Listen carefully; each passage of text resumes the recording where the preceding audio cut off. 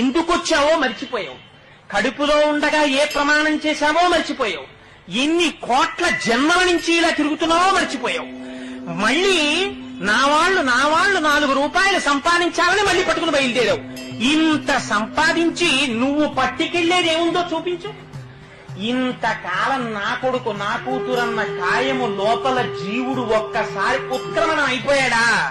ఆ కొడుకొచ్చి నిలబడ్డా, కోడలొచ్చి నిలబడ్డా, కూతురొచ్చి నిలబడ్డా ఏమర్రా రెప్ప వెయ్యదు, మాట వినదు.